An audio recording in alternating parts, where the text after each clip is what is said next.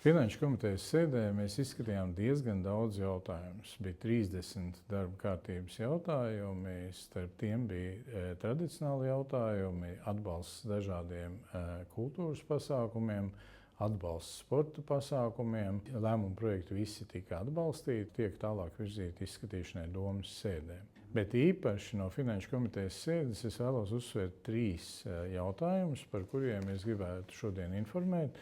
Un tie ir jautājumi par Cepļu ielas seguma atjaunošanu, ietnes un apgaismojumu izbūvi Dzidriņās no P5 līdz P4 īstenošanu un papildus finanšu līdzekļu piešķiršanu. Šis ir jautājums, kas tika skatīts jau attīstības komitejā. Mēs novadu vadību bijām aizbraukuši uz vietas un apskatījām situāciju dabā un redzējām, ka jaunais piedāvātais projektu risinājums atrisina veselu rindu problēmas, bet, lai šo risinājumu ieviestu, bija nepieciešama papildus līdzekļi.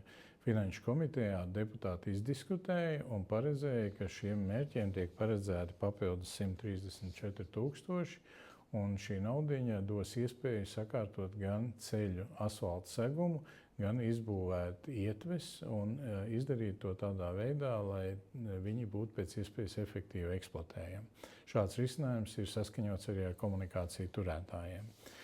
Kā otru ļoti svarīgu jautājumu es gribētu minēt par Finanšu komitejas lēmumu, ar kuru tika apstiprināts domas lēmuma projekts un tiek virzīts arī izskatīšanai domē, jautājums par pašvaldību sadarbību ceļu inženierbūves objekta būvniecībā. Un iedzīvotāji jau zina, ka ļoti aktuāls ir Aldara ceļa izbūve. Aldara ceļš atrodas 2 pašvaldību teritorijā, tas ir Ropažu novada teritorijā un Ādažu novada teritorijā. Un mums ir jāmeklē risinājums, kādā veidā šo ceļu sakārtot abām pašvaldībām sadarbojoties. Ņemot vērā, ka ceļš apkalpo daļu arī Ropažu novada iedzīvotājus, Mārsilu ciemu, kur ir vairāk kā 500 ģimenes, mēs esam ieinteresēti, lai šis ceļš tiktu pilnībā sakārtots.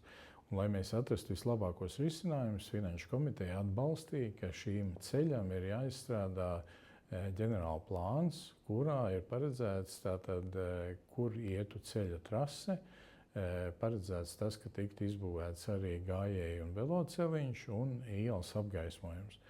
Tajā brīdī, kad šis ģenerāla plāns tiks abām pašvaldībām sadarbojoties izstrādāts, tajā brīdī lemsim par daļas no inženierbūves pārņemšanu Ropažu novada pašvaldības īpašumā un attiecīgi šīs daļas izbūvi par Ropažu novada pašvaldības naudu.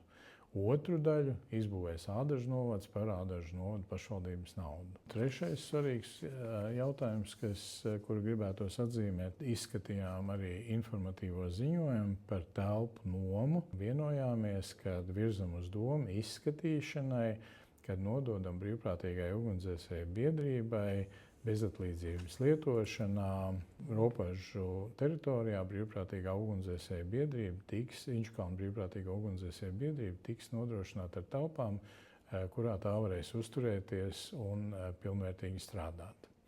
Šie bija 3 galvenie jautājumi, bet atgādinu un aicinu tiem, kam ir interesi par Finanšu komitejas norisi, skatīties šo komitejas sēdi YouTube ierakstā, kurā var redzēt sēdi pilnībā un dzirdēt arī diskusijas par katru no jautājumiem izskatāmajiem.